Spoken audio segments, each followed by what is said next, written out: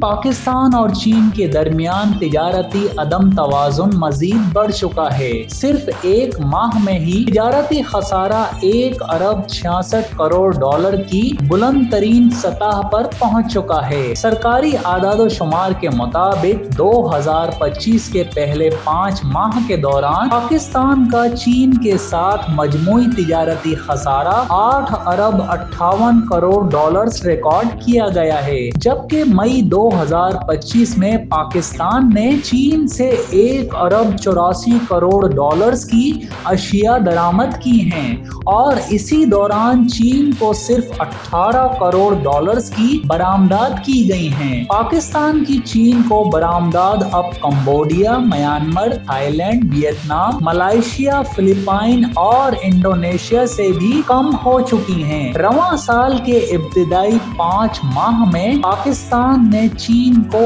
1 ارب dollars کی اشیاء برآمد کی، جبکہ چین سے 9 ارب 62 کروڑ ڈالرز کی درآمدات کی گئیں۔ تجارتی ماہرین کے مطابق چین کے ساتھ بڑھتا ہوا خسارہ پاکستان کی برآمدی صلاحیت اور صنعتی مسابقت میں کمی کی واضح علامت ہے۔ تجارتی توازن بہتر بنانے کے لیے نئی پالیسیز اصلاحات کو فوری طور پر نافذ کیا جانا چاہیے۔ زاہد مرزا، کنزیومر پاکستان نیوز، کراچی۔